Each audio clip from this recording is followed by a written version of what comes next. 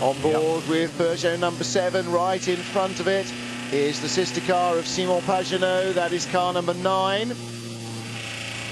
They are nose to tail, 1.4 seconds between them at the line, 0.4 seconds between them since. So first and second, Peugeot, third, Audi of Marcel Fessler, the remaining Audi. And Anthony Davidson is looking for a move for the lead on Simon Pagenaud. And it's at times like this, Jeremy, that races get decided, because, you know, when things happen and you happen to be in front, it tends to break better for you than when you're behind. So Anthony, obviously and understandably, anxious to get past his teammate. Yeah, Pagenaud comes into the pit lane, so Davidson and Fessler stay out, and Pagenaud comes into the pits. Such slightly surprising to me, because for the last long time, certainly since the big crash of Mike Rockenfeller, the number 7 and 9 cars have been pitting on the same lap. Ooh, that's an awful lot that's a long car way off. That's a prototype. Yep. It was a P1 car as well, I think, not a P2 car. It was in the dirt, and it's still sitting in the dirt. And I believe Jaime Melo is off as well. Somebody's very good with the timing and scoring. Car 59, Stefan Ortelli is off. Wow. Not Jaime Melo. I don't think Jaime Melo is actually at the wheel. Here is the Peugeot, car number 9, Simon Pagenaud. We saw in the garage while we were off air, while we were at break, limbering up with Sebastian Bourdais. Does that make sense, Jeremy? Yes, absolutely. Yeah, that was, they were due for a driver change, and the timing of this, you know, could be quite good. Depends if, you know, if we're going to go yellow again, that could play out to their favour, conceivably. It's awfully difficult to judge things like that, given the fact we hold all these pace cars. It cost Nick Minassian badly. He was stuck behind a third of the pace car, so lost 2/3 of a lap during that last safety car period. It was an LMP2 car, 33 car. Scott Tucker, Christophe Bouchou and Joao Barbosa's car. That's Joao at the wheel of that level 5 motorsports car. That's post 14, 1.4 kilometres in. That's down in the Esses de la Chapelle at the bottom end of that. And that, of course, is where the permanent circuit goes hard right, and the temporary circuit, this road circuit, goes a little bit further to the left. So just where the track splits. That's actually there's a couple of bumps in there, depression, and it's a very familiar place for cars to lose it. And may well have been that lower tyre pressures just caused the car to bottom out a little bit in the depression, and bingo, off you go. When you're on the plank, you're not really getting quite as much grip as you would like.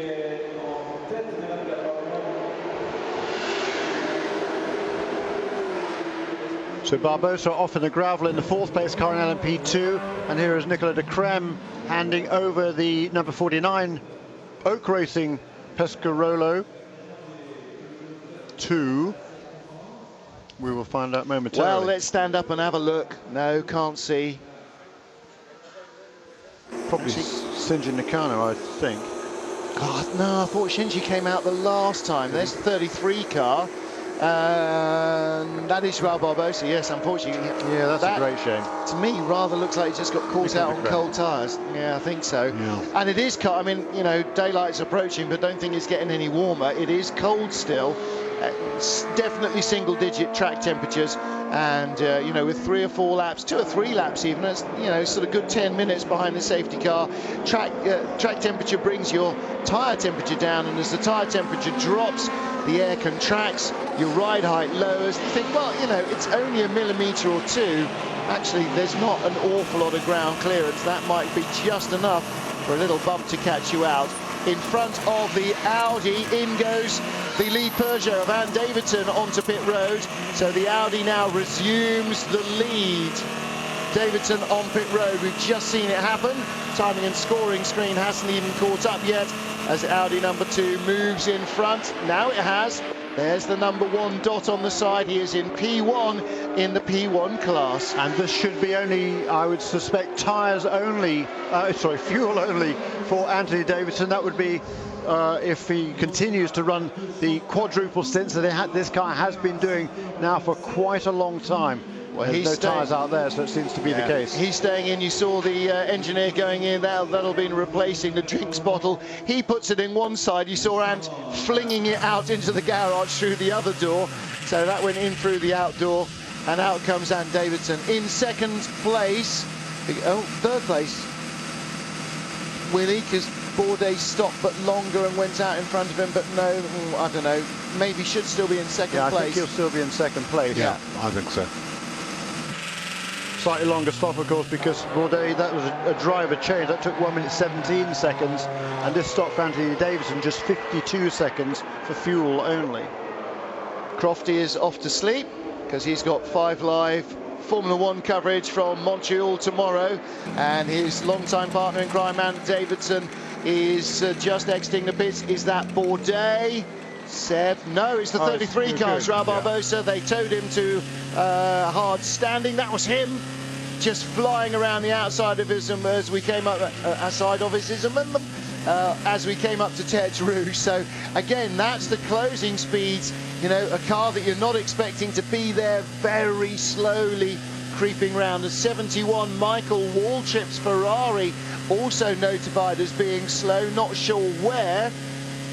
So Mikey has gone through sector 1 and sector 2, so that's then from, I guess, Indianapolis onwards is roughly where timing sector 3 starts for the remainder of the lap. I have to say, I've not seen a map on, on which it's noted. There is life under there. That is not a Cyberman. On board with our LMP2 second place class car. Now Tom Kimber-Smith. But no, he's still shown as the leader. Okay, graphic changes its mind. Back to P1 for that car then. And the Greaves Motorsport Zytek Nissan. Again, you can see the overall ambience for the drivers. That the environment is getting a little lighter. You can see more of the background. Soon they're going to start to get colour in their vision. And that's really when the light comes up in the sky.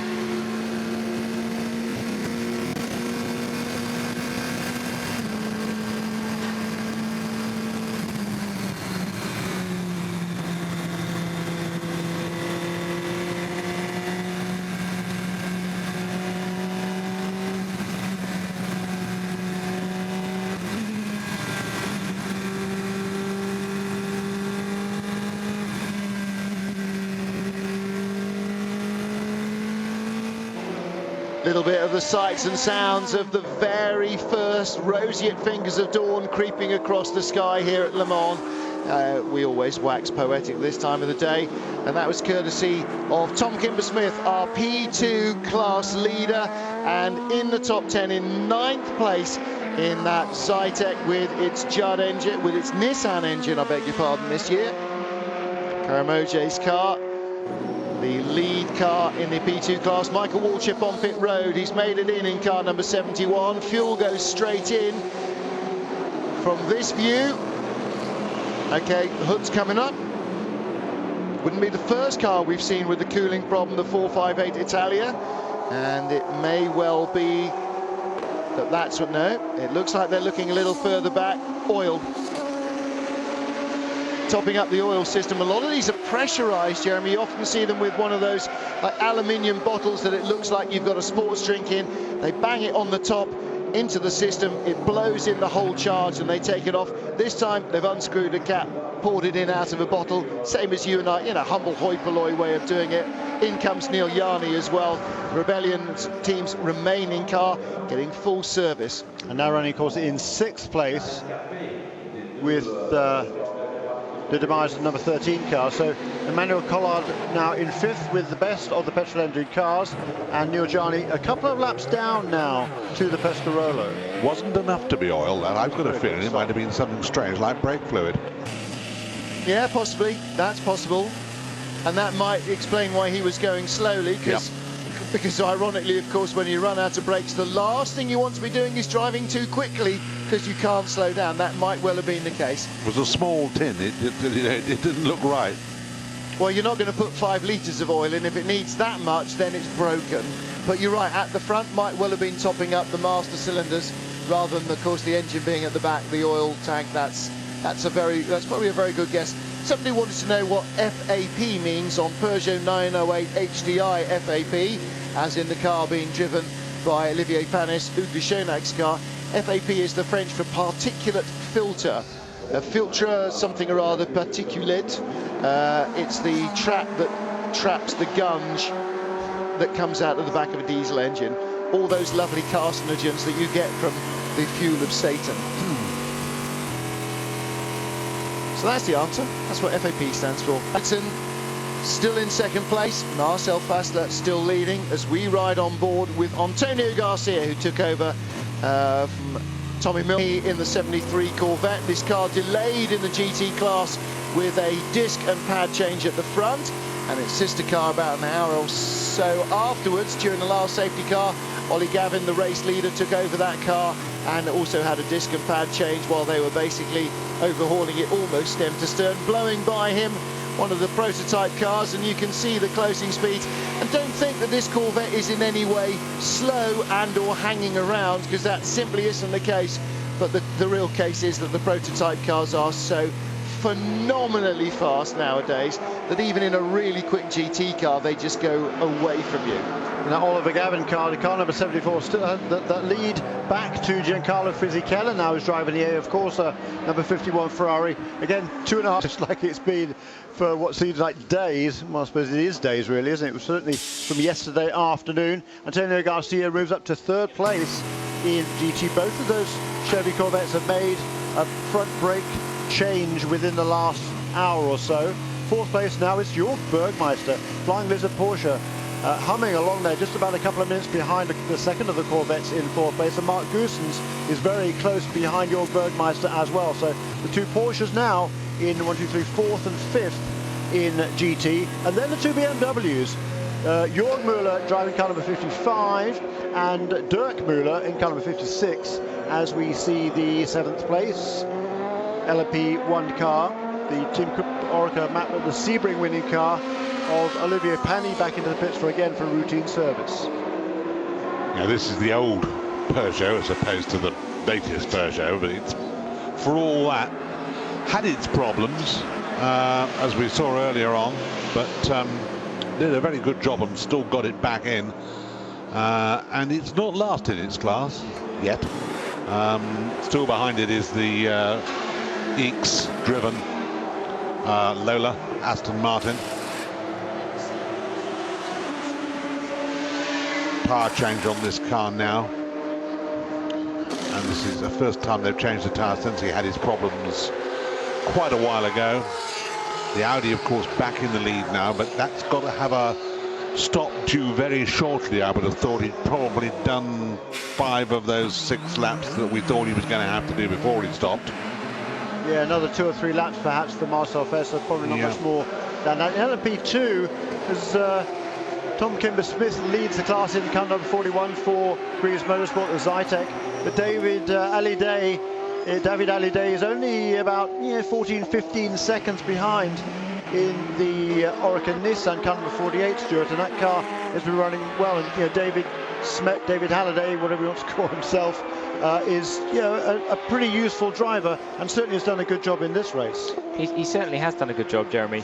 And one thing is for sure, that Alexandre Primat is next up in the Orica car. He's obviously the quickest guy in that car. Tom Kimber-Smith's probably the quickest, most consistent guy in the Zytek. Alexander Primat's been doing quadruple stints, so they're very close. Greaves Motorsport have got their quickest guy in the car at the moment. Orica will have their quickest guy in the car next. So those guys are very, very close, and I think at the moment, with 9 hours 23 to go, they're in the pound seat for this race. Yeah, I agree with you there. The third place car, you mentioned it there, Sohail Ayari, car number 26, massively experienced, still pretty quick as well, but they got, I think, held up a little bit by that safety car, and they are now a lap and a half behind the 2 class leaders, LMP2. Nicolas de Crème is about another lap also behind in 4th place in the car number 49, and then Joe Barbosa, after that excursion into the gravel trap, is almost 3 minutes behind Nicolas de Crème into the 5th place in LMP2.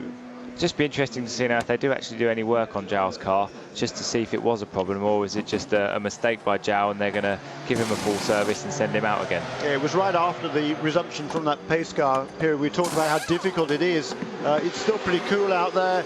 No heat in the tyres. It's very easy to make a mistake, particularly with the general hustling, bustling that goes on in the first couple of corners after a restart with the different classes. Exactly, that was the first part of the lap, and just as you come out of Dunlop down through over the left-hander and down through the right-hander where Nish had his accident, there's a nasty bump, and if you go over that bump and the tyres aren't up to temperature, that means the ride height's not quite as high as you'd like, and the car can bottom out. If the car bottoms out on that bump, which it means you're going to miss your braking point for the next corner, and that looked like what Zhao did. Missed his braking point for the next corner, locked up, and just went into the gravel. But they are working on the back of that car now. Just have a look outside the box there. No, it's just tyres, I think. So they'll send it on its merry way, and Zhao will get back to making up that deficit. Yeah, I think Davidson might have seen the best of his tyres for a minute or two, because he's dropped his times to about 3:33. Well, Fassler is knocking off 3:30s, yeah. But it's not going to be enough to keep him in the lead, is it? When he comes in, because he's got to come in. Yeah, he's got to come in. And it won't be enough, I don't think, to keep him in the lead. No, and Anthony Davidson, sort of all the way through the race, he's been very conservative when he goes out on a new set of tyres or the early part of a stint. It's only later on that he picks up his pace. Yeah. And Marcel Fassler, of course, he's toward the end now of a fuel run, so that car is pretty light on fuel. So that that car being a good bit lighter, that'll enable him to turn faster laps. And it's going to be very close, actually. Fassler's going to make a pit stop in a couple of laps, and he might be able to retain the lead over Anthony Davidson. It'll be close, Neville. It will be. And we'll be looking at what's going to happen with that when we come back in just a few minutes' time. But will be time, perhaps, to go and see if the kettle's boiled.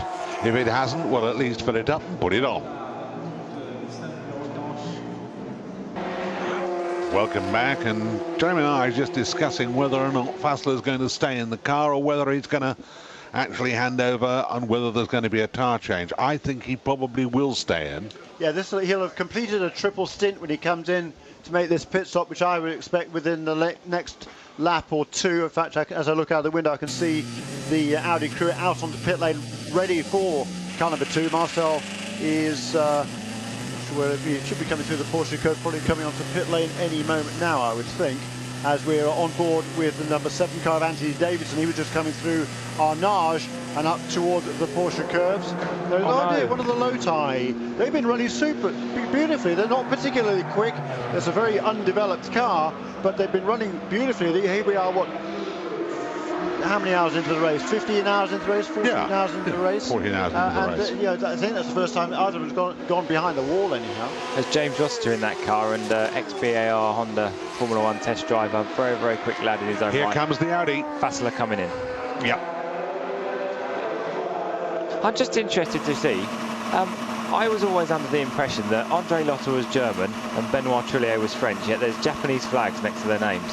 Well, both of them spent a lot of their careers in Japan. I think they're driving on Japanese licenses, actually. They might even be doing that, but certainly they've raced in Japan for a long, long time. Benoit Trillier has been over there, and both of them racing in both in Formula Nippon and in sports cars over there as well. So they might well be racing on Japanese licenses, because that's what they've been doing for the last probably 10 years of their careers. The screen is clean, the fuel is in. The Audi is back. So fuel only then for Marcel Fassler. We'll have to see now whether he can get out of the pits before Anthony Davidson comes through. Is that a quadruple Fassler's doing now? Yep. Yeah. And they've been doing that consistently through the night. As both Audi and Peugeot, it really has been even Stevens between these teams. Come across the line. I don't know whether. Here's Anthony. Yes, here's Anthony he's now. Just behind him, so I think. Yeah. So it looks as if he has got out with a respectable. I think it would be a nice, respectable bit of lead there. Probably less than 10 seconds. There can't be much in it.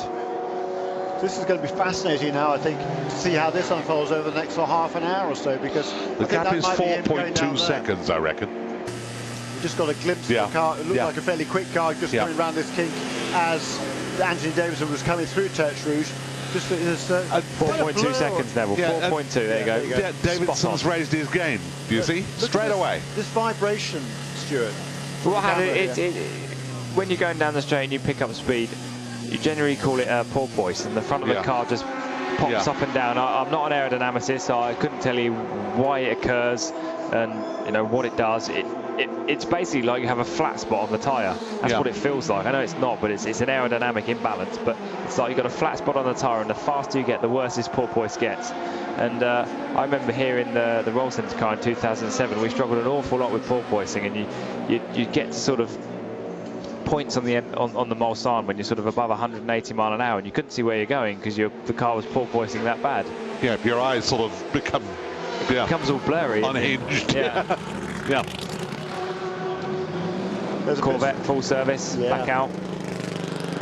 Looking good for them, so I'm not going to put the curse on it, but Ollie Gavin leaving by, my pre-race favourite there. Leading by, leading by a lap. Couple of minutes there, 2.5 minutes or so. Keep it going, Ollie. Yeah, and his third place, that was Antonio Garcia, making a pit stop there in the number 73 car, currently third in class. Lovely smooth driver, Ollie, and he really has put his experience to good use with the Chevrolet. But Fassler now 3:38, I think, was the previous lap. Oh, Mark Kohler's right back again, refreshed and ready to work. My God, an amazing sight. There you go. You think these guys are all elite athletes? There's Andre Loeffler nibbling on a biscuit at 5:45 in the morning, just before he goes out in a 210 mile an hour motor car. We're on board now with Marcel Fassler. He's just behind the Pescarolo, the leading petrol car at the moment. Just coming up the outside of him, going into the Porsche curve.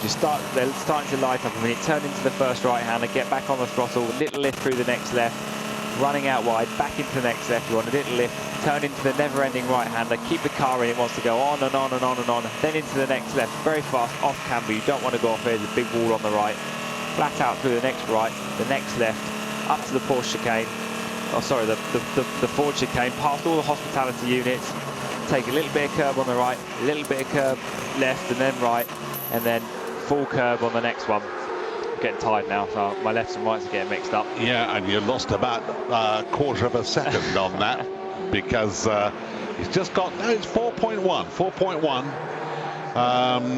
Davidson did a 3:31. So did Bourdais. Interesting. We're certainly coming to interesting times, and I'm coming towards the stage where I suppose my stint is going to come to an end in a moment or two, so I'll have to go and watch all this from the press office and things like that to see what's happening. For those will be able to go to sleep then. There we go. The Pescarolo's in for a routine service, we hope. I tell you what, it's fantastic to see the Works Pescarolo team back. After last year and what happened with Henri and what Jacques Nicolet did, they've come back. That car was developed for last year. It's a year behind, yet they're still there. They're one of the best teams in the pit lane. Collard is leading the petrol class again in a Pescarolo. It's just a fantastic story.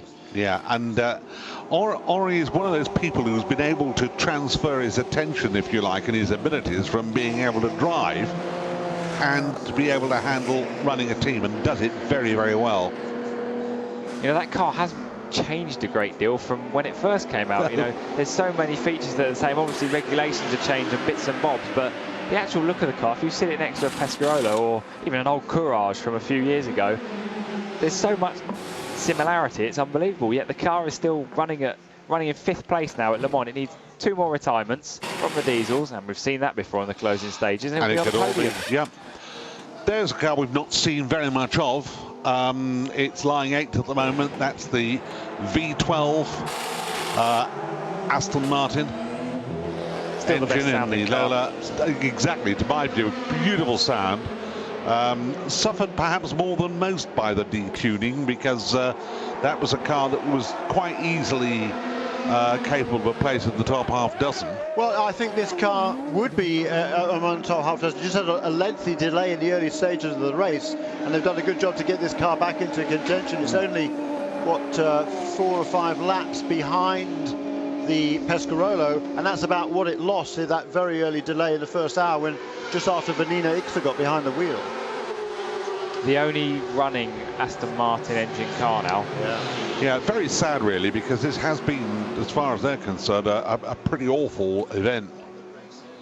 Now we're seeing what we thought we might be seeing, which is that gap coming down as the ant Anthony Davidson really is pushing very, very hard. Yep. I think he realizes that if they're going to get on level terms, if they're going to actually be able to do anything to break the threat from Audi, it's got to be now. Yeah, and Marcel Fassler, he's just left the pit lane, so he's got a full tank of fuel on board that car. It'll have taken him a little bit of time also. He didn't change tyres, so he has the same tyres he was running before, but those tyres are getting fairly well worn now as well, Stuart. Well, that car's going to be its slowest right now. You're on really warm tyres, warm tyres and a full tank of fuel. And you see now, Ant's catching him very, very quickly coming up to the forward chicane. There's just an LMP2 Oak car in between them. That's an Oak car, isn't it? Yeah, yes, they're fairly well matched, these three drivers, but I think that anything, and I'm not trying to knock the guy, Fassler might be slightly the slower of the three. Yeah, not by much, so certainly. No, he's under... it's only a half a second or so. Yeah, really. But, half a second over 10 laps is 5 seconds. Yeah, he's done a remarkable job, because he wasn't really known as a prototype driver, certainly until the last couple of years, but the Audi team, he really impressed them in some tests.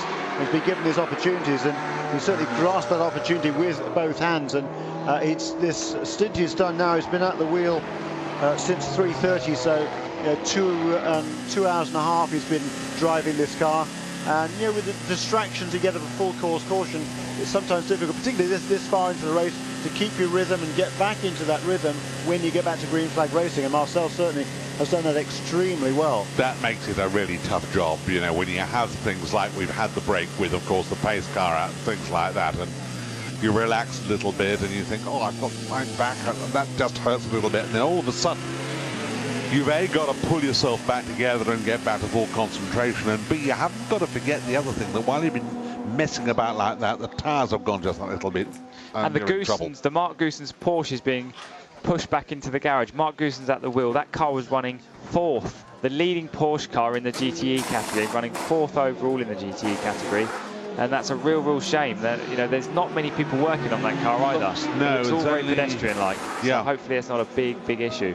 Yeah, that is certainly an unscheduled stop for that car, and that is probably going to promote Jörg Bergmeister. He's still a couple of minutes behind, so if they can get that stop completed reasonably quickly, they might be able to get Goossens back out into the fray ahead of Jörg Bergmeister. But that Flying Lizard car number 80, brand new livery for this race, a Troy Lee design on that car. It really does look absolutely sensational. They had a puncture on lap 3 or 4 of the race, put them a lap behind. It's taken all this time to get back into contention, but Jörg Bergmeister, Lucas Luhr and Patrick Long have really put got their thumbs into this job, and they've just make up ground all the way along. But look who are on board with Anthony Davidson challenging for the lead. It's fast to put the squeeze on him a little bit going into Indianapolis as well, but very brave move from him. Down the inside, carried more speed in. He's got the line out. He's just gone a little bit wide. A little bit wide there. Fassler's going to come back and have a go. Into Arnage, very slow corner. If Ant gets it turning, gets on the throttle nice and early like he's done, he's going to get the exit. Fassler won't be able to follow the quicker car through Porsche curves, and that means Ant's going to get a gap, hopefully stop pulling away.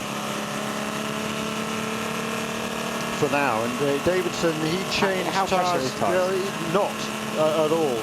Okay. And he's getting toward the end of his stint. He's done 6-7 laps on this stint, so he's got about another 5 laps to go. Yeah. But he'll want to pull on a bit of a gap, because when he comes in next time around, they will change drivers, they will change tyres. So that will be a fairly lengthy stop for the number 7 Peugeot. But it'll be a similar lengthy stop too for the Audi, because I think he's going to go in for a tyre change, and he's certainly got to go in drivers, I would have thought, this time. Yeah. Fassler actually seems to be quicker through the Porsche curves. Yeah. You watch the way Fassler's driving through the Porsche curves, and he seems to be catching Ant. And in a straight line, at this time of day, the Peugeot seems to have a slight advantage. Under acceleration too. He really gets to jump off the forward chicane, doesn't he? We just saw it through the Porsche curves. He followed Ant in, caught him in a little bit all the way through, The Peugeot looked slightly a little bit out of shape in places, and pushing very, very hard indeed. And again, through the tight, twisty first part of the lap, Faster's staying with him. Then they'll get onto the Mulsanne, and you'll see that gap open up a huge amount again. It's certainly a fascinating battle. So he's right with him again. 21 seconds separates them from third man. And they're all more or less about the same time. Davidson has just chucked in a 3:28.8 just to prove that it can be done. And that was the lap he passed him, Neville, as well. Yeah. So there's a bit more left in that tank. Well, it's pretty clear that if the Ant decides he's going motor racing, he really still knows how to throw that see how car out of around. shape he got on the way in. He's lost that there a little bit, and I suspect that might have got the place back. He just braked slightly too late. The car got out of shape on the way in, and he's gone straight on. No, he's got it back. He's got it back. Collected it. Good God. But just like you, I wasn't too sure that he had collected it. Just braked slightly late. The car got slightly out of shape, and the just going into the left-hander of the first chicane, ran wide, and Faster got back inside him. So he's got to do it all again. Shows how hard he's pushing. I bet there were several words that, you know, if we'd heard them, that perhaps we would have had to have gone. But it's so fantastic to see we've got 9 hours left in this race. We've been racing for 13 hours, yet they're pushing as hard as this for the win. It's just fantastic. This is what real motor racing is about. Sensational motor race, isn't it? It really is back and forth, and the strategies are different, the pace of the cars are different in different places on the track, but that's one of the very few mistakes we've really seen by one of these top drivers. We've seen a couple of accidents, obviously, but in terms of a mistake, he wasn't really under pressure. He just made the pass. He just made a mistake. He was out in front, and he got the move done. And the pressure kind of should be off there a little bit, Stuart, but he made a mistake in any case. Well, he outbraked himself. He did. Basically, that's what he did. So he's got to do it all again, which inevitably is fantastic for us because we get to see it. And with probably the better part of one and a couple of laps before he's got to make his pit stop. Yeah, a little bit. Where's he? His last lap 2:08, so he's got about another. Yeah. Who are we talking about? Davidson. Yeah. 2:04. Yeah, he's got about another three or four laps before he'll be onto pit lane. And is he gonna quadruple those tyres, Jeremy? Do you think? Davidson? Yeah. This will be the end of a quadruple stint. So Davidson will be changing tyres on the next pit stop, and Fassler will be changing tyres on the next pit stop, and drivers. In fact, they're on the same schedule there. The number 9 car changed tyres and drivers. Sebastian Bourdais at the wheel of car number 9. That will not. He's just taken over the wheel of that car, and he's only 20 seconds behind in third place, Sebastian Bourdais. So all 3 cars could be very, very close after the next round of pit stops is completed. Faster's just got a good jump on him in traffic. Faster got past the Gagler GTE cars going into the full chicane, and Davidson's in the middle of it, and he must have pulled about 2 or 3 seconds on him there. That's helped him an awful lot. Past the whole bunch though in one go. Liz Halliday is joining us after a little well-earned rest. She's back in the booth. I'm going to hand my set over to Mark in a moment or two when we're going to this break. Morning, boys. But, it's all been going on, hasn't it? It really has. We prefer gentlemen. Oh, boys. excuse me. Morning, gentlemen. Exactly. Good. Pleasure to be with you again, as always. So what do you think, Liz? You've had a kit, you've come back, and what's your take on scenario? The action never seems to stop. I hear we've had more safety cars. We've got a Rebellion car out of the race, had some other slow-moving vehicles. Yeah, it just seems like it's never-ending. But that's what nighttime at Le Mans is. There's always going to be problems. It's, when people start to settle down, drivers get tired. It's always the way that it's going to be. Oh, we've got a Felbermeyer car in the gravel. That car's had some trouble. Oh no, number 88 in the gravel again. Looks like it's hit something as well. And that's Al Faisal at the wheel. Yeah, I think we had him in the booth earlier. That was from earlier on, I think, that he had a bit of a moment. We're going for a quick commercial break. We'll be back with you very soon. Come back for the action. It's all going on at Le Mans.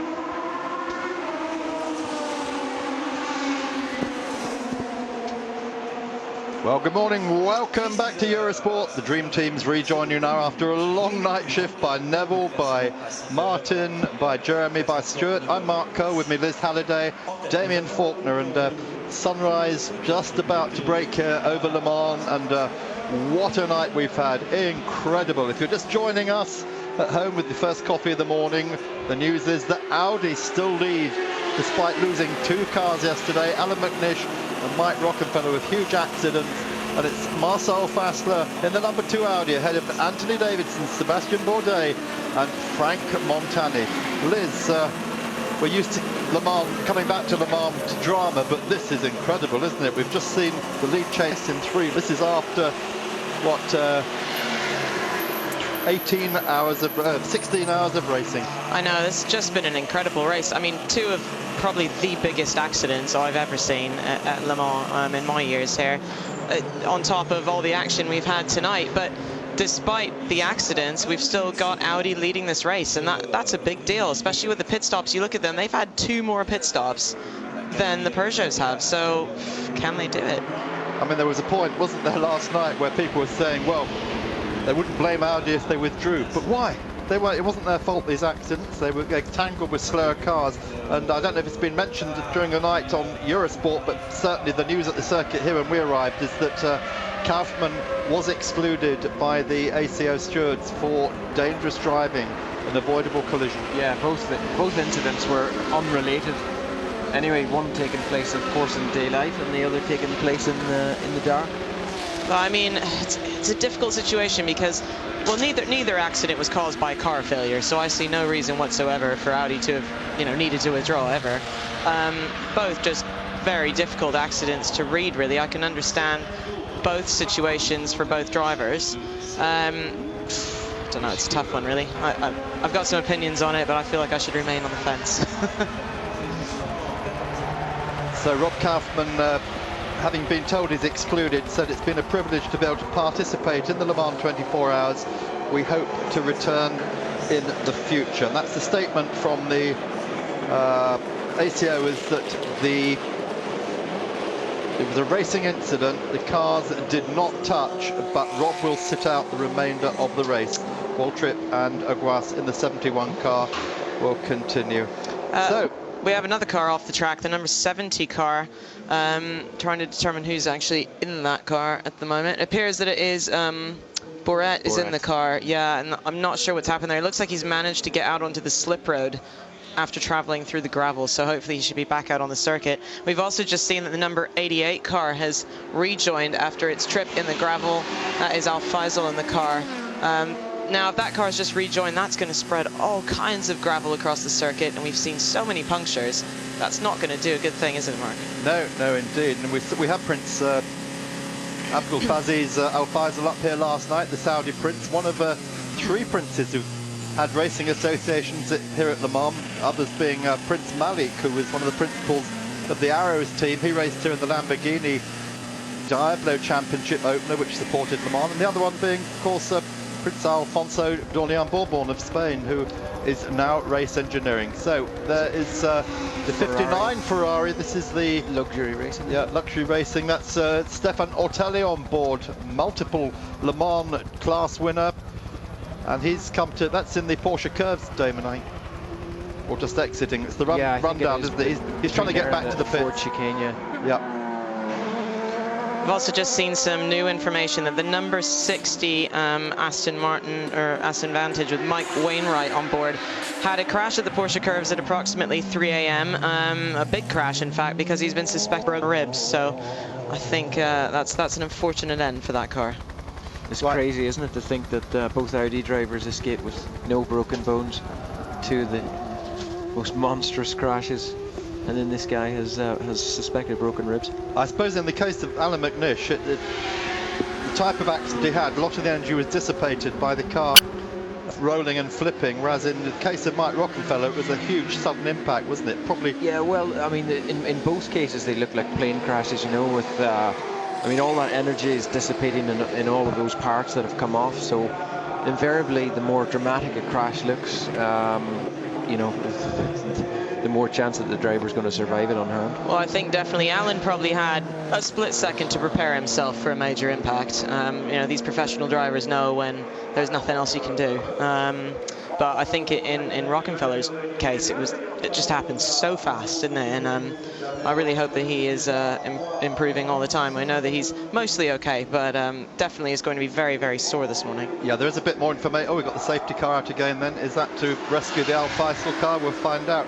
We've got more information, incidentally, on why Rob Kaufman was excluded. He passed 10 flashing blue lights warning him that a car was about to overtake him, and that would appear to be the reason they've done that. So Al Faisal in the gravel, as we said. That's why we got the safety car out. We are assuming it's in a dangerous place. They can't rescue it. We were just looking at the 56 BMW in the pits. BMW, of course, all sorts of problems. Last night, around the time of midnight, electrical problems, punctures, and they've slid down the order slightly, but they are still in the hunt. We got Chevrolet, Ollie Gavin leading Fisichella's Ferrari, Antonio Garcia's Corvette, and then the 2 BMWs, so that's still up for grabs. We have the number 9 Peugeot in for a routine pit stop, and also come in there the Oak Racing Pescarola Judd, I believe, with a right rear puncture coming onto pit road. Right. Just below us, actually. Yes, indeed, and Sebastian Bourdais stays on board. And the sun now officially coming up, Liz. Hard time for drivers, this. This is a very difficult time for drivers. I've done the dawn into today sort of shift, and it's very, very hard to know, you know, what is an open cockpit driver, to know what sort of visor to put on, what to do, because you've come from the night, so you have to have a clear visor on. But certainly as you come up over the Porsche curves and up around a lot of the corners, it's very, very difficult to see. We're going to go for another quick commercial break. We'll be back with you very, very soon. Don't go anywhere. There's a lot of action here at Le Mans. Welcome back to Eurosport's coverage of the 24 hours of Le Mans. We have 8 hours and 50 minutes remaining on the clock, and we're under our, what is it, 4th safety car period? Yes, indeed, yeah. And I think for the luxury racing Ferrari of who is it? Stefan Ortelli. Stefan Ortelli. Just made the pit lane, the start of the pit road into the pits. Yeah. No further. Could be out of fuel. He's remained on the track anyway. That's a good point. And is he going to rejoin the list of retirements? We have only 39 of the original 56 cars starting, and that 56 car, the Hope Racing Hybrid, that retired not long ago. So that leaves us at 39 at the moment, and if they can get Stefan Ortelli into the pits and refueled or fix him, fine. There's Ant. Anthony Davidson there doing a quick debrief on the pit wall after quite a good stint. They do love him at Peugeot, don't they? He's been everything they wanted. I mean, he has more or less given up a chance of a Formula 1 career to drive for this team, and that's a great choice. Been leading the race on and off all through the night. now this shouldn't be a long safety car. It doesn't appear to have any damage. It was purely just for Stefan Ortelli's car being stopped on the circuit. It was mainly just a safety issue. So hopefully once they get that car dragged to a better location, then we should be off and running again. And here we are in the Rolex Air Cam. Here's the sight of the sun coming up over La Sarthe, the permanent circuit here in West France at Le Mans, city of almost 190,000 people, but of course it's more than doubled over this weekend. ACO telling us last night 270,000 spectators this year. The prospect of this battle between Audi and Peugeot has brought a lot more people in, and I think it's been well justified, hasn't it? And this is Bouillon's accident, are we looking at? No. Oh, this is what happened to Stefan. He backed it into the wall at Porsche curve. Wow, it didn't look like there'd been any damage. So. Yeah. There, that is the last place that you want to have an accident. Yeah, and there we are. The wing, are we looking at a different I think accident? that's because different. Stefan Ortelli's wing is. That looked like, intact actually, there. that was the 58 car that we were watching have the accident. Right. That was the Beltois and Jakubowski car, actually. So we've had 2 Ferraris that have had problems, sort of, I'm afraid, yeah. Are they out? Or they've got a wheel. Oh yes, they are. They're out. They've Yeah, they've been retired for a little while, I think, now. And interestingly, the 3 cars that are now leading LMP2 are all of the Nissan-powered cars. So, and definitely the Signatech car made a huge comeback from having a puncture and a couple other problems. When we left last night, they were quite a ways down the order, and they've moved themselves back up to, I believe, 3rd place at this time. So that's a very, very good effort. So they're still gradually pulling them out. Corvette pit stop then, one of the factory cars, and on board that car when it came in, that's the 50 car. No, that's Julien Canal. This is the Labra Run Chevrolet Corvette. And of course, this car was used by the factory team at the test weekend to test all their parts. So who's going to take over from him? There's a driver change. And we'll presume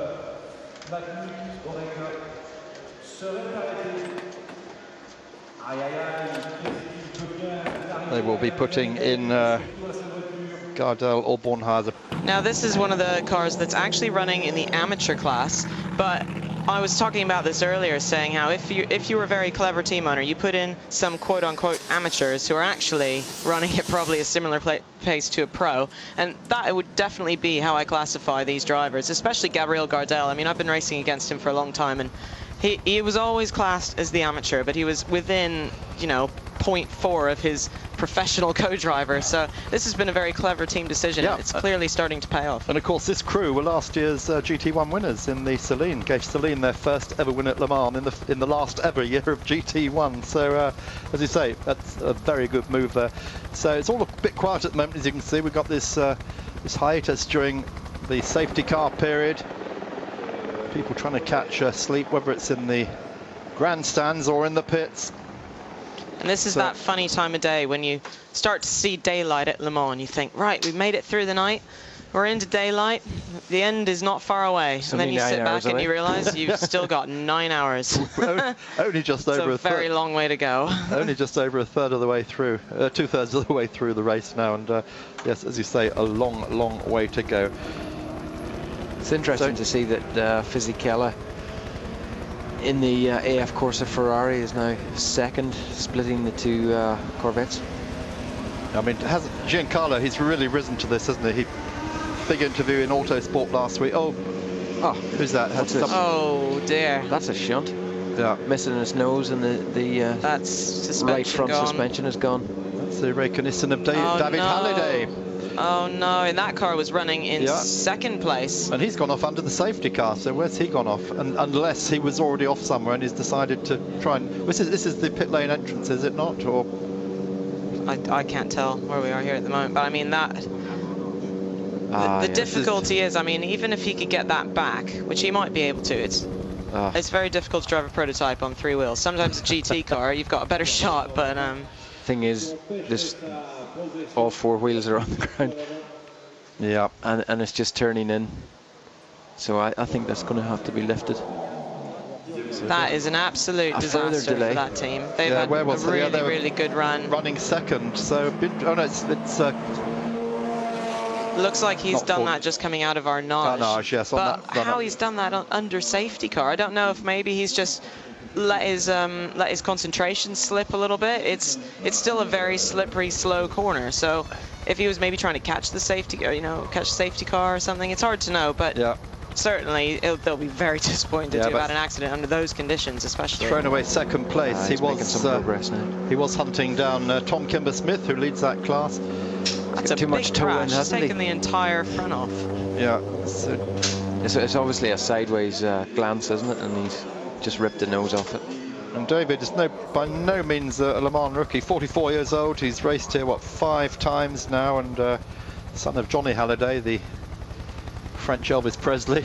He would certainly be the least experienced driver in this car, but he's had enough Le Mans experience really at this stage, and I hope I haven't just done the curse of the commentator on them, having just said how well those 3 Nissan-powered cars were going. Well, did you touch the marker, Liz? I did not. Oh dear. No, this is done. This is game over, I'm afraid. It's overheated. Not going to make it. Yeah. And of course, this is going to extend the safety car period in a second. Give it a local tow, quick local tow, but Now the rule is that you cannot go too far away from the car, so he's going to have to be careful. If he thinks there's any way at all he can get it back, I think this is finished, but he's going to need to make sure that he doesn't actually walk too far away from that vehicle. So Hugh de Schonack then, well, we've seen this before, haven't we? Last year, Hugh de Schonack just absolutely gutted by that. That means he's lost...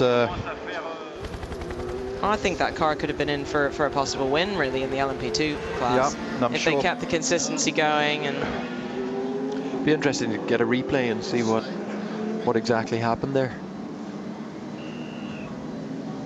Yes, as you'll gather, our cameras are just starting to wake up as well, having had a night with only fixed cameras and the aero camera occasionally, and then the onboards to rely on, but... She looks snug. Yeah. And it is cold out there. It was 6 degrees on our way in. That's very, very cold for Le Mans. Yeah. And certainly I think that's helped some of these cars do the very good times they've done at night, because the air has been very cool. But at the same time, what that's going to mean is under these safety car conditions, it's hard to keep the tires warm enough. So the drivers are going to really have to keep their mind on the game and make sure that they're giving themselves enough time to scuff the tires and get them warm again before they start. The brakes as well.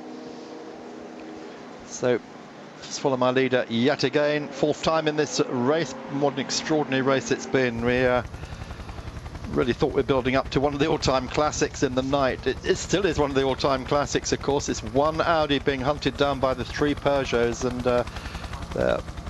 3 of those cars on the lead lap. 216 laps completed. This is 217. I mean, one thing we're not going to see, obviously, Liz, is any repeat of last year's record distance. No, certainly not. Not with the new regulations, and especially not with all of the safety cars we've had. We've had 3 hours of safety car before even midnight. So this is the view from the number 2 Audi of Marcel Fassler, race leader, and you can see just how smeared the screen is. He's driving into the sun, just underlining what you were saying. Yeah, and it is very, very difficult, because a lot of times at Le Mans, because you have the tree coverage around a lot of the straights, you come out of the trees with the sun shining, and it's absolutely blinding. It's just unbelievable, and you're doing that sort of speed, and you've got to really keep your head about you and be very organized as to where your turning points are and your braking points, and it really does challenge every sort of driving skill that you have at this time of the day. Now, the local airport here at Le Mans told us yesterday that we could expect some rain around 10 o'clock in the morning. It's 6:30 at the moment here local time, and the rain at 10 and then rain again at 1300 at lunchtime. So we'll see how accurate that is. I have to say, last night was spot on with all their forecast temperatures and the fact it was a clear night. A beautiful moon we saw around midnight, but it's actually quite a clear day, isn't it? Yeah, certainly no sign of rain in the moment. Relative to yesterday, it's a lot less overcast, so it's difficult to see where that rain would come. Well, the southwest wind we've had for the whole week here seems to drop quite dramatically at the moment. The flags over the pits hardly moving in an early morning breeze, as Marcel Fassler then continues to carry Ingolstadt's hopes for victory. Can they repeat what they did last year, but this time with those 3 factory Peugeots in full and hearty health? Just watching this Signatech car coming in for a routine pit stop, it appears. Yes, like driver change as well. Sahi Ayari, he'll be handing over maybe to Luca Ordonez. We'll find out in a moment. Now, they are ones who are going to absolutely capitalize on the problems that David Halliday's just had. This is going to bump them back up to 2nd place. They were the pole-sitting LMP2 car. They had some problems early on, but this is definitely going to help their chances of pushing back up through the order. And I think what it's coming down to in LMP2 is just consistency and keeping it clean. Keeping the pit stops good, staying out of trouble, staying out of the wall as well is definitely useful. So here's the Audi safety car at work again, and we had this extraordinary sight last night, didn't we, of the concern about the safety cars running out of fuel. They had to change them over halfway through on the long run after Rockefeller's accident. Frank Bieler didn't want to run out of fuel again in an Audi here at Le Mans. He did it once in the prototype. This time he's driving the safety car and very wisely called in the safety car swap just so they could refuel. And I think the point was well made last night that the safety cars, of course, are having to run at pretty well maximum speed, aren't they? Yeah, absolutely, to keep these prototypes cool. As we see another, or no, that's Halliday's car. Yeah, it's been picked up by a truck. Yeah, the safety car has to run at quite a considerable speed, and we saw it yesterday doing some practice before the race up there at the Dunlop chicane. I'll tell you, it was wasn't hanging around. This is very, very sad for Hugh de Schonack and his team. Of course, 1991 they won the race with Mazda. We had that Mazda here this weekend in the hands of Johnny Herbert, one of the winners. And now his driver, David Halliday, the Belgian drummer, plays with 2 bands. And he finally got to the podium, didn't he, Johnny? Yep, yes, Johnny did, yes. After collapsing the last time because he didn't take on enough fluids. 55 BMW and then for service. We saw the 56 car 1 lap ago. This is Jörg Muller's car. Is he staying on board? Now there is still one more Ulrike Matmat car running, and that is the number 10 car of Nicolas Lapierre, Loic Duval and Olivier Panis. So that's going to be their last hope now. And I really hope after the disappointing year that Hugh de Schonack had last year that at least one of their cars gets to the finish. And David Halliday here, I was talking to him during the week, and he said that he first came to Le Mans when he's 13 years old, and it was the year that Nick Mason of Pink Floyd had his first drive here. So it's quite a nice interaction between 2 well-known drummers there. And so Halliday, of course, has got a career ahead of him. He's come in, he's walked back, and that's Tanso, sorry, Christophe Tanso. And of course, David Halliday, very, very famous here because of his father, Johnny. And many years when I've driven here, I have lots of people thinking I'm related to him. So I have to remind them, it's a differently spelled Halliday. It's not the same. And of course, it's not the family name. Their family name is actually Smets. Yeah. When he started racing here, he's David Smets because he didn't want to trade on his father's fame, but I think he's found actually it pays off now. Oh, never mind, roll with that. Yes. Get a bit more publicity. Yeah. So one day you could be famous, Liz. Oh, thanks very much. Thanks for your optimism, Mark. Well, we've got the sun in our eyes, but we don't have the chance of dark visors here, and beautiful shots here. But we haven't got the fog this morning, have we? We have in some years at Le Mans. It's No, I was just talking about that when I was here in 2007, and I got in the car at about 4 in the morning and stayed until around 7, and we had this incredible fog bank that came through the Porsche curves, and it was actually a really special time to be driving at Le Mans, because it's sort of that time of day that you don't really understand what it's really like until you've driven it, and especially with those odd conditions, it was crazy. And the cars are so fast this time in the morning. The air is very clear, it's cooler, so I'm interested to see what's going to happen once the safety car lifts. Wasn't that the same year that I was camping here with my friends? No, that was probably the year before. It was hot. I think that was more unpleasant for you than me, definitely. Camping or drinking, is that, Damien? Bit of both, I reckon. Yeah, right? My friends did the camping. did the drinking, rather. I did the camping. Now, we've got a bunch of pals here, and they actually started drinking at 8 o'clock yesterday morning. And, I don't know how people can do that, Anyway, here we go, coming out of Indianapolis. The sun coming through the trees. Marcel Fassler still out front. Now, there was some debate if they have 2 or 3 safety cars here. Is it 3, Liz, at the moment this year? Or I don't actually know, if I'm being really honest. We had 3 out last night. Last year it was, but so safety cars are coming in this lap, but we did notice 2 or 3 cars held up in the pit lane. I don't know if they've gone now. They've been released because one of the 3 safety car trains has been by.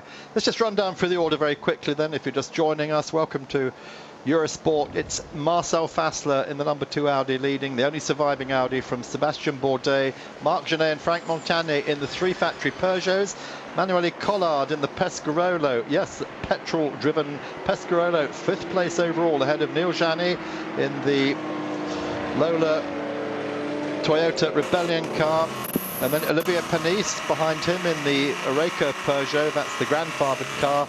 And behind them, Maxime Martin in the Belgian-run Lola Aston Martin Coupe. Still a great-looking car, and yes, Benina Ricks has survived through the night in that team. Tom Kimber-Smith then in 9th overall.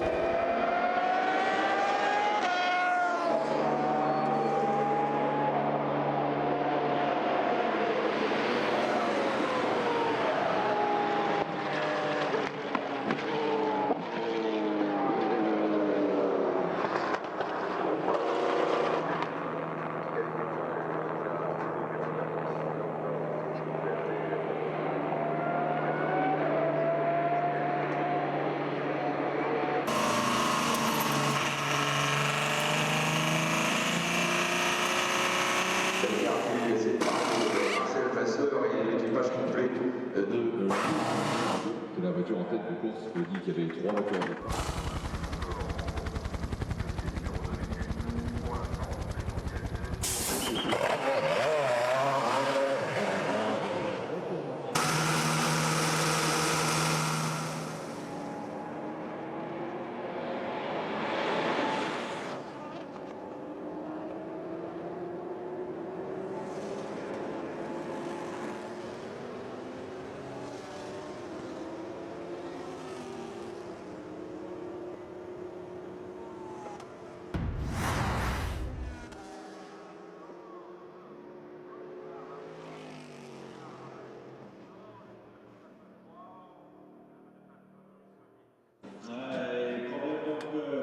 Sortie de piste pour la Ferrari Corse numéro 61 qui occupe la 3e place dans cette course. C'est Ferrari au volant, depuis de l'arrière. Sera-t-il à même de pouvoir ramener la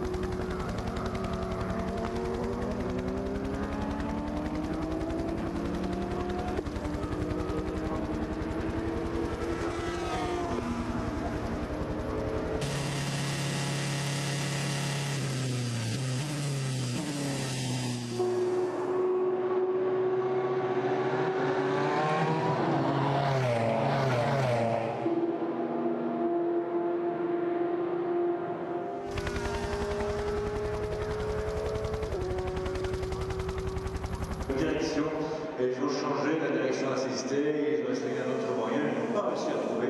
Donc la voiture a été abandonnée.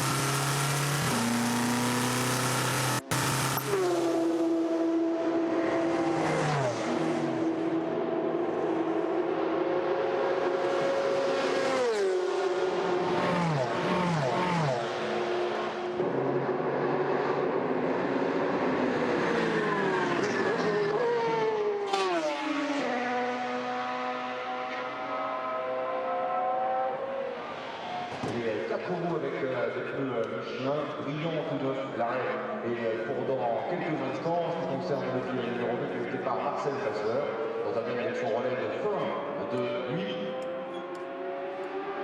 L'arrêt à 228 km naturellement.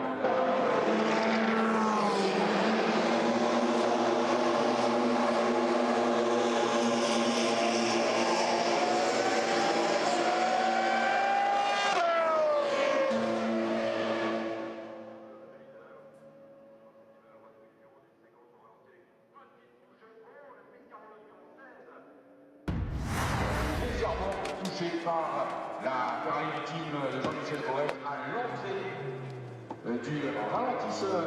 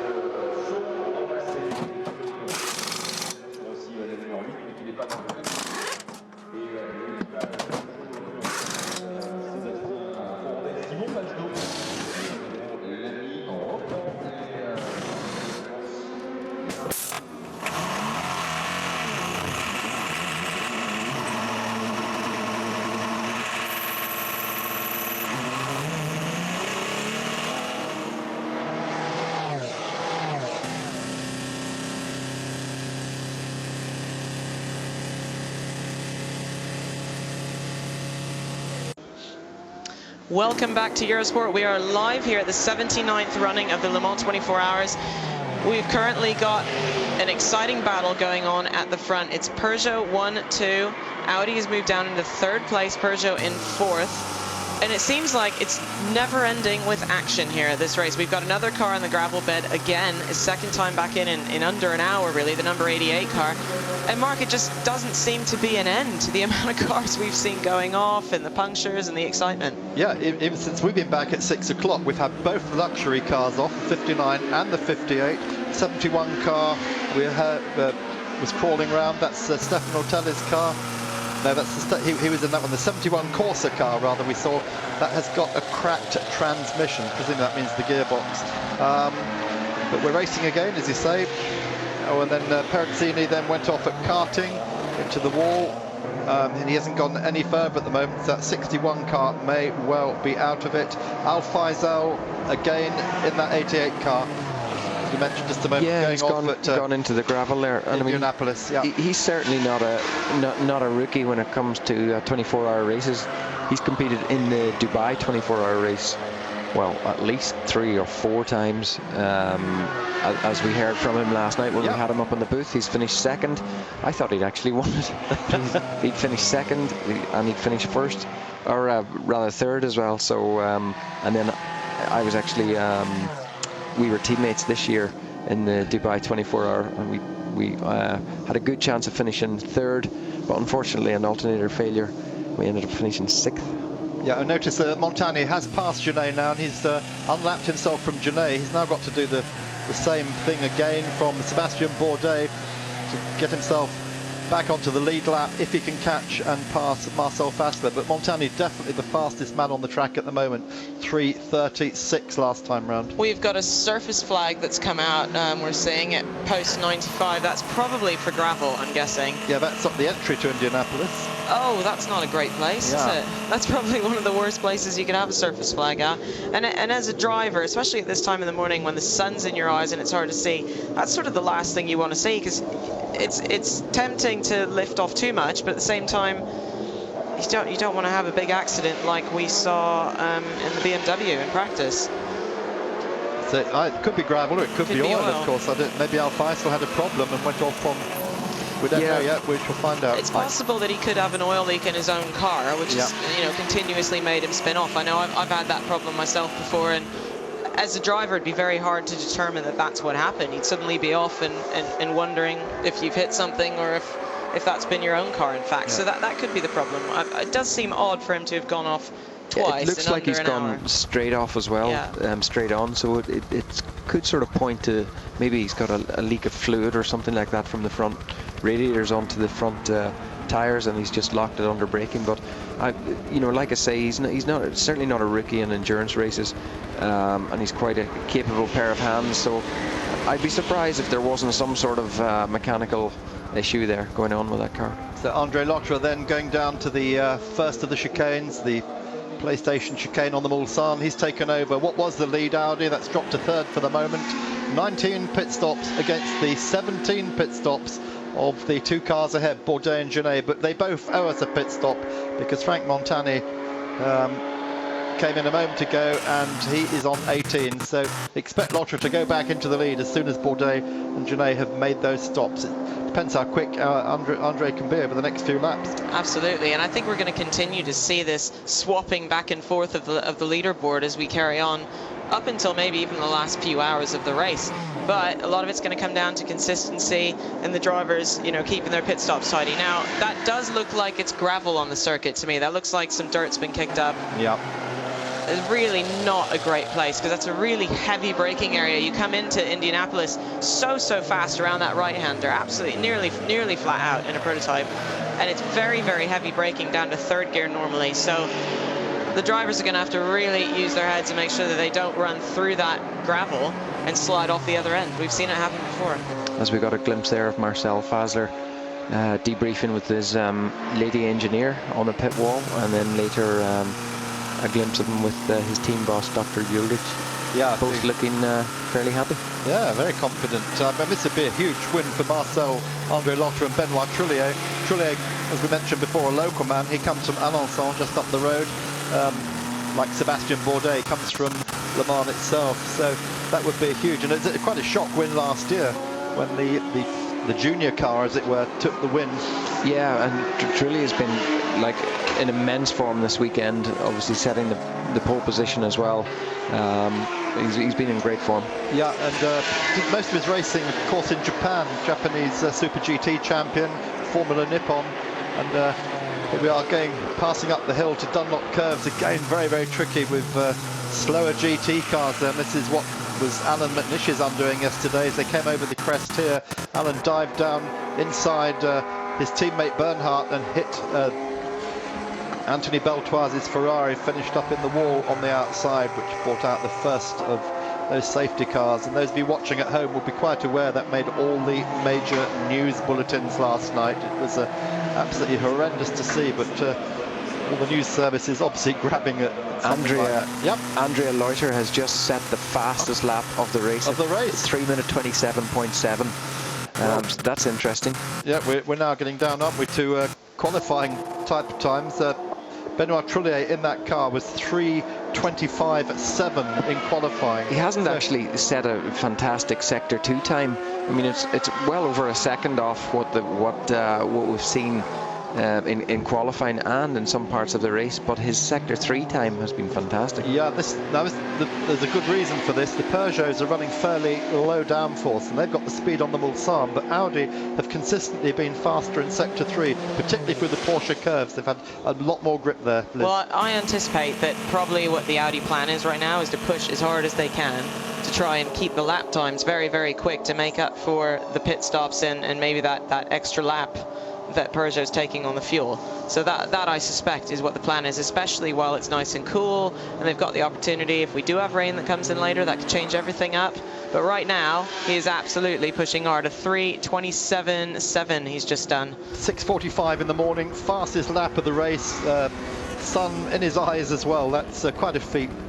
It is. I mean, it's interesting because I think when you get settled into this time of day, you get used to the sun. It's a time when a lot of drivers do their best times. I know I did my best lap times. The last time I drove here, it's sort of, 6 o'clock in the morning.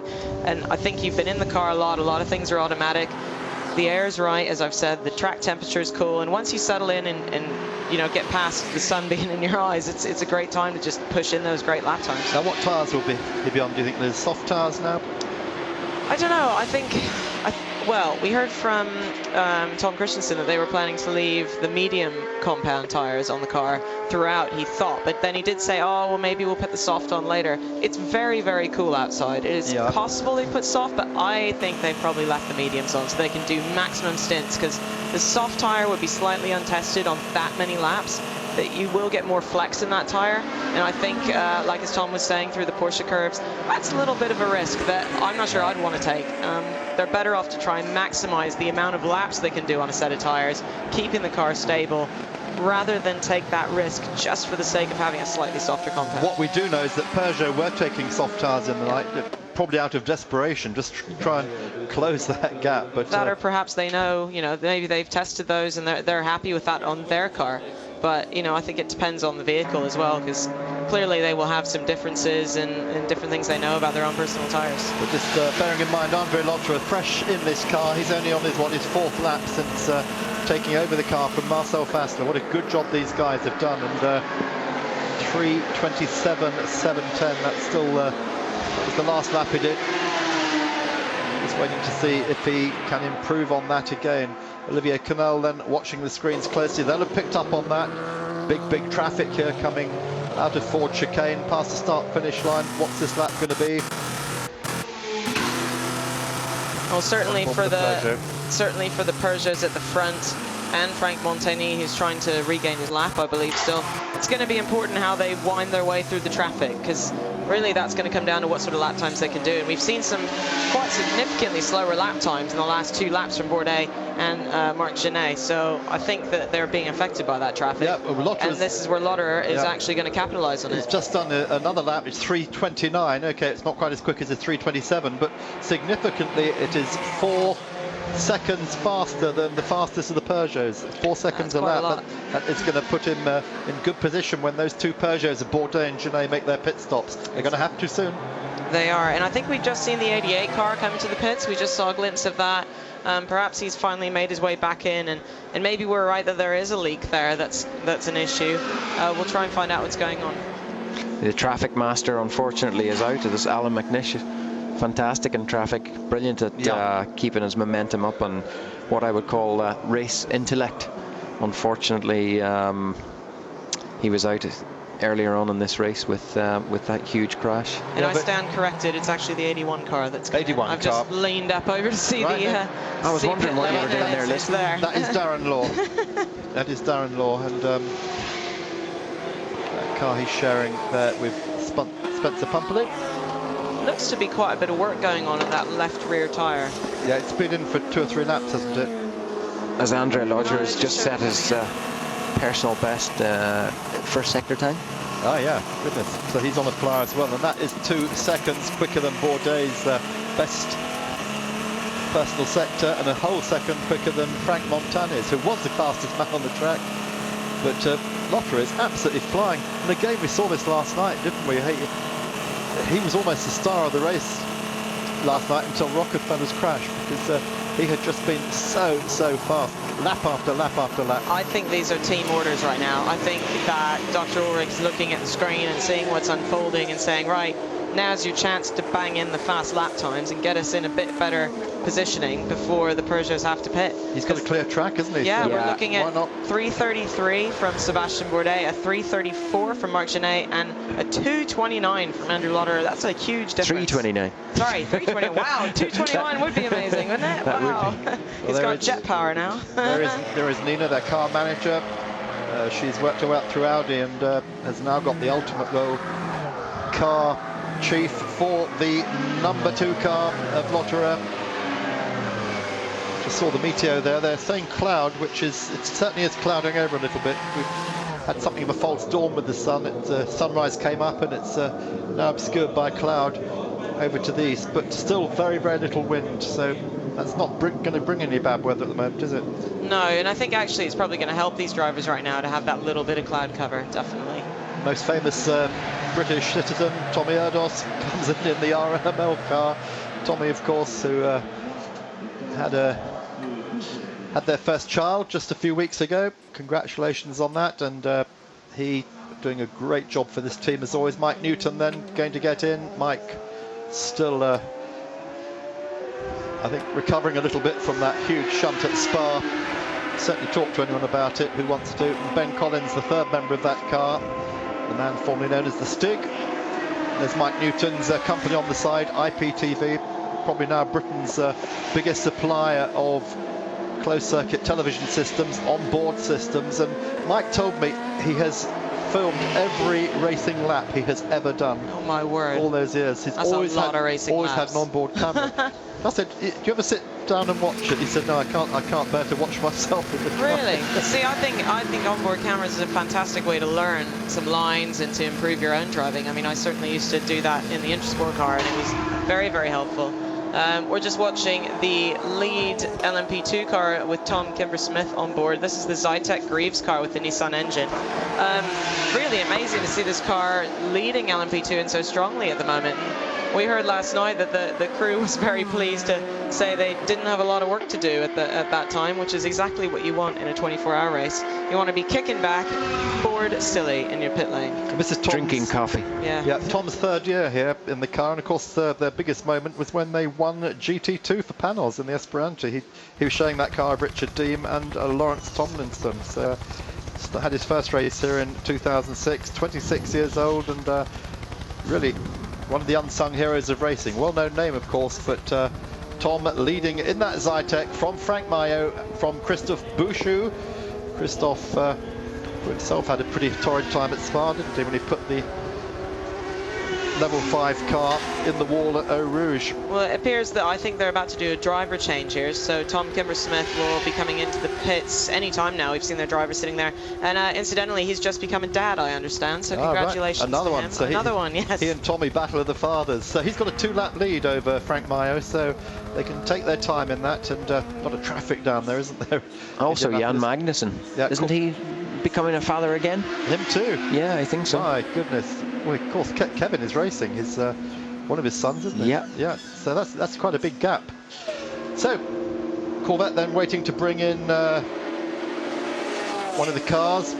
Incidentally, Antonio Garcia and the Corvette's just done the fastest time in that car.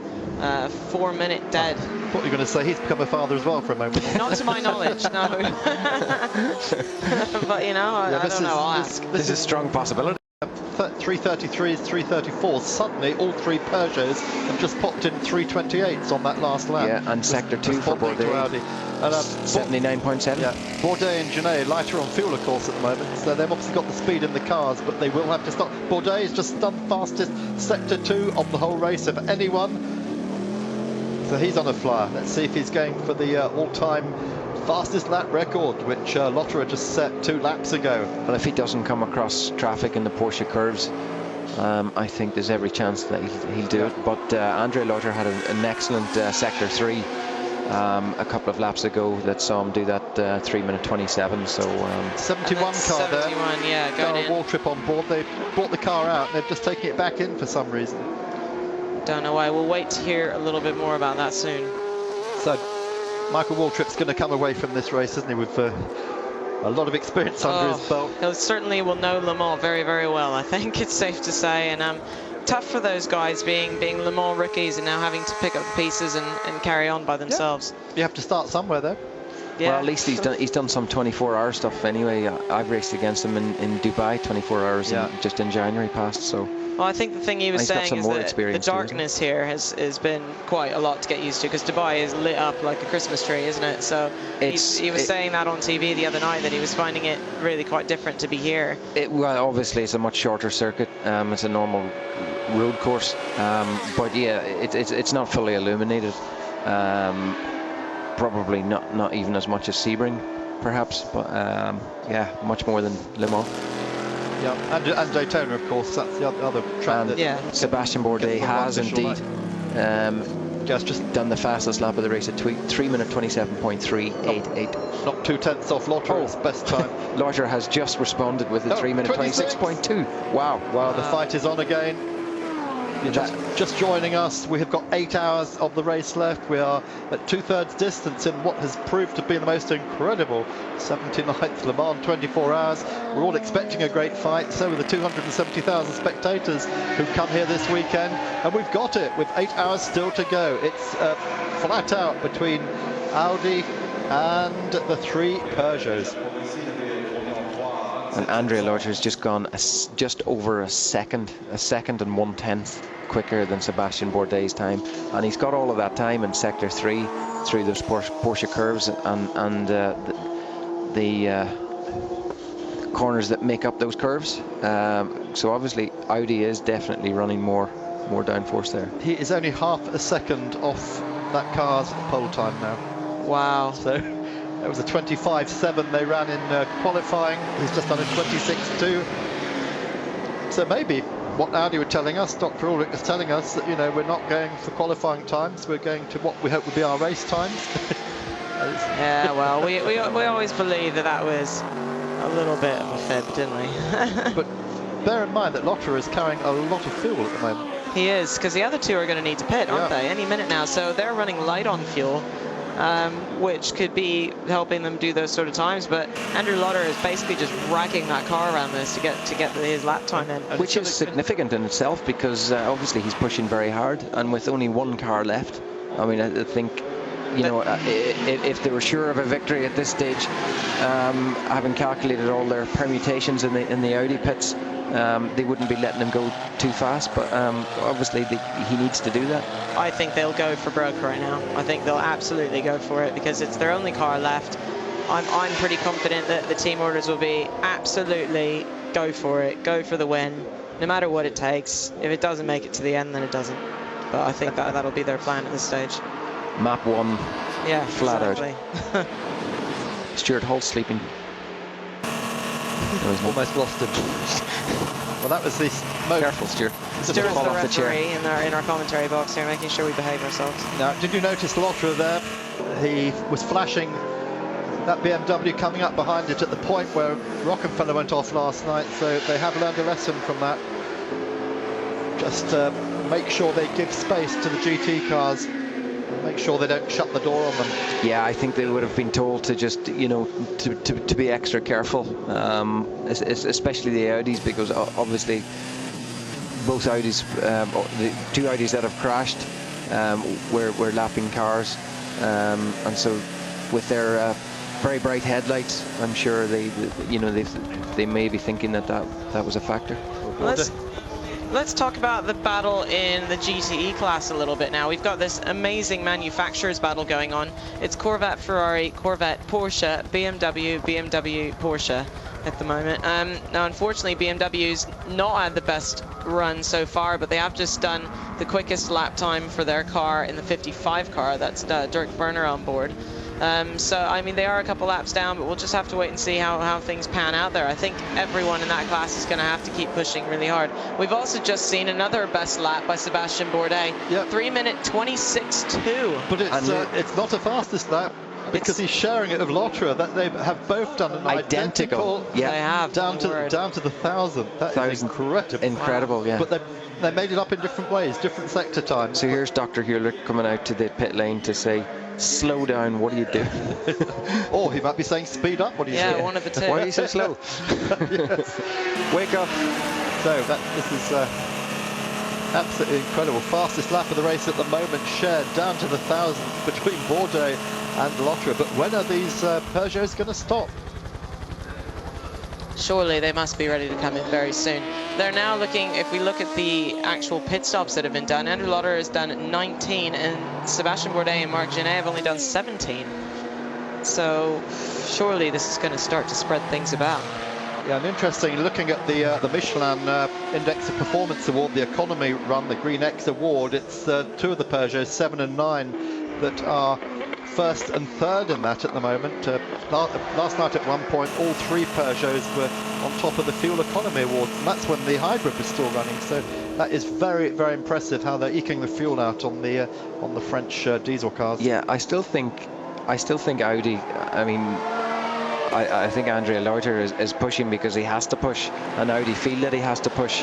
I don't think this is just a demonstration of this new car and what it can do, because obviously they've only got one left, so they're not going to risk too much. But obviously there is a need in the in Audi to push this fast. Right. As Pedro Lamy gets ready for his next stint. Lotterer had a 3:30 last time round, so he has backed off a little bit. And here we go, as you say, just getting ready for the next round of, well, it's the last round of stops really, because Montagny and Lotterer have made their stops already. It's Bourdais and Genet we're waiting for, and there is Pedro Lamy. He'll get into that car which Bourdais handling, and we guess that Bourdais will be coming in probably the end of this lap. There he is, race leader through the Porsche curves. As we pointed out earlier, they can't quite carry the speed through the Porsche curves that the Audi does. The Audi's got higher downforce than the Peugeots, and that's how the Peugeot are getting the fuel. Yeah, and I think that's been their choice, is to go very, very low downforce, just to try and give themselves that little bit more of an edge on the straight line speed. Both coming in? Oh, both coming in together. Yeah, we've been waiting for this. Bourdais and Genet then peel off the track into the pits. And who's going to get out first? Literally nose to tail. Andrea Lotterer then goes into the lead of the race.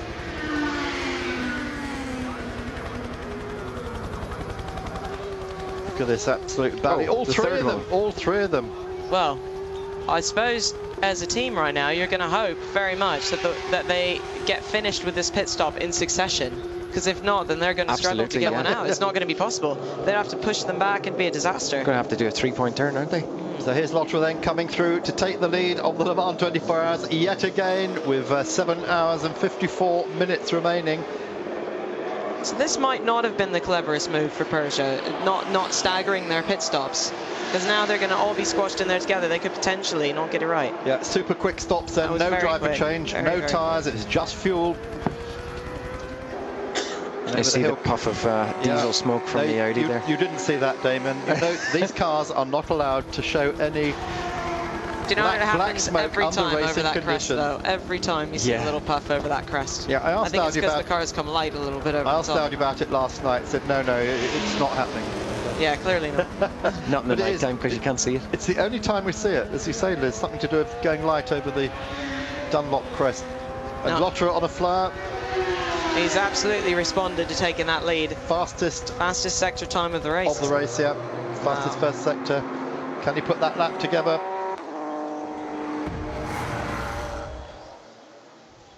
There's the Peugeots going out under the eagle eye of Dr. Wolfgang Ulrich. The third car, Montagny, getting left behind a little bit in that stop. Lotterer then way ahead of these cars. That's the 7 car with Marc Genet. Oh no! This is 73 this Corvette is Arnage. That must be Arnage. Gone straight on into the tyre barrier on the outside. No, that's Olivier Beretta. He's only just been out in that car recently. This must be only about his 3rd lap. Yes, exactly right. Oh, this will be disaster for Corvette. They are the 3rd place running Corvette. Hopefully that's not been a big impact. I think he's just he's just tipped him, hasn't he? a little bit. Yeah. Locked his fronts. Just couldn't get the car to turn in. So easy to do at Arnage. It's such a slippery corner. It's very, very easy to outbrake yourself just that littlest bit and slide on. It looks like he's just struggling to get first gear there. He's still in reverse. Unless there's an actual problem with that car.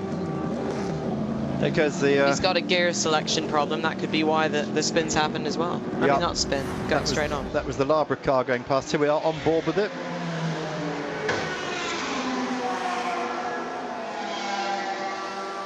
Oh, he's turned in massively early. I think he's just locked his fronts, to be honest. Oh dear.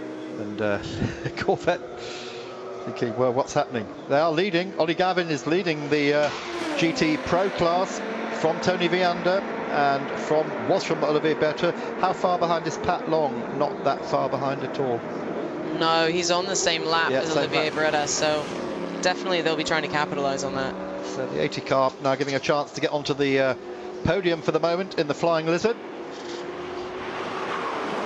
And of course, Lizard's long a favourite of the crowds here, been coming for a number of years now. First time they've ever bought 2 cars to Le Mans there. Which is fantastic, actually, because Flying Lizards have been one of those teams that's been a real stalwart of the American Le Mans series. They've always been there doing a great job over in the US, but they've not really ever had that many great results at Le Mans. I think they tend to normally have problems plague them. They've always wanted to have 2 here. And I think it's great that they've got both cars here. They're both still running, as far as I know, unless I'm being really think. This is 3:25.2. This is half a second below pole time. That is amazing. I don't know if we've ever seen that at Le Mans before, but he is running half a second quicker than the best qualifying time. As who's that going off? That's gone very, very wide there. Was that the Rebellion racing car? That's just it was an open car, wasn't it? Completely skipped the whole of the Dunlop chicane. Got frightened off by the number 2 car. Yeah, I think they saw him coming and thought that car's on a mission. Get out of the way. But Lotterer, that is amazing. Half a second below qualifying. Yeah, they feel the need to. They feel the need for speed, don't they? They do indeed. He's turned that engine up a little bit. I have to say, perhaps Dr. Ulrich was telling us a few little fibs when he said that was everything they had, because clearly it wasn't. He'd have to be on soft tyres, wouldn't he, to get that? You're not going to do that on medium. I think And here he comes. He must be. Man, very, very much at one with his car today. Here's that moment at the top of the hill. Oh no, this is earlier. This is Alan McNish's accident. What went on. This is Alan McNish, this frightening crash, and how this car didn't go into the photographers, yet alone up and over the wall. Just so Anthony Beltoise there behind him, and here we go again, just reminding everyone what happened. Alan saying he went to pass his teammate Bernhardt. Suddenly there's a Ferrari there, and he said he was aware he'd clipped the Ferrari, and then later on this is what happened to the other Audi. Mike Rockenfeller trying to squeeze down the inside of Kaufmann there, and this is what happened. Again, an aircraft type crash, Damien, for well, you can see that there's a little bend on the road there, and the Ferrari came from the left over to the right, and I just can't believe that he didn't. I guess he didn't know how close the Audi was behind him, but I think he... But the stewards decided, because he'd been given 10 warning lights, blue warning lights, that someone was trying to pass him. In a separate incident? No, but... In that incident? Leading up to it.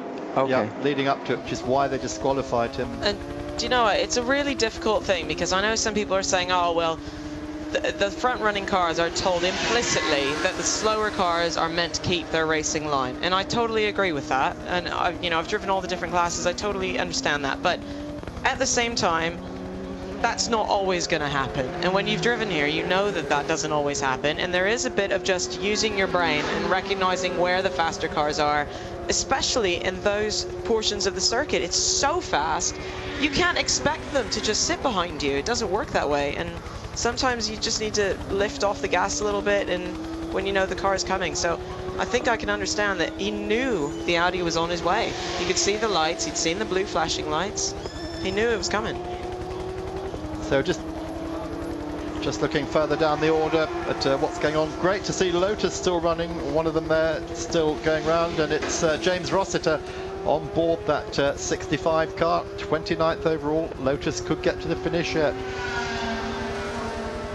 And there the Aston Martins retired early on. That whole page now of retired cars as the number 73 car rejoins the track. We're going to take a short break. Stay with us here live on Eurosport. We've got a lot more to come. 7 hours and 45 minutes to be precise.